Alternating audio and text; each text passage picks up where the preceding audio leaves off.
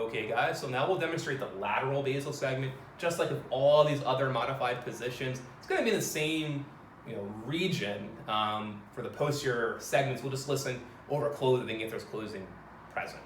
So we have Juliet here as our model. Hello. All right. Juliet, I'm listening kind of that same region below your scapula, your shoulder blades. This is going to be a little bit more lateral, kind of almost in the area below your armpits. Is that okay? Yep. All right. So again, for this landmark, basal segments, easy way to remember. It's pretty much anything below the scapula, below T7 and T10. So we'll find our inferior angle and just come slightly below that.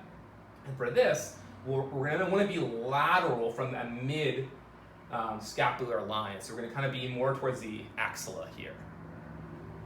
Okay? So again, trusty scope in.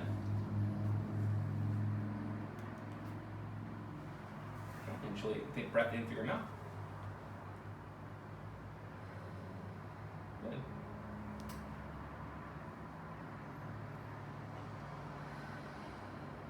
Good. All right, that is the lateral basal segment of the lower lobe. Thank you so much, Juliet. Yeah, thank you.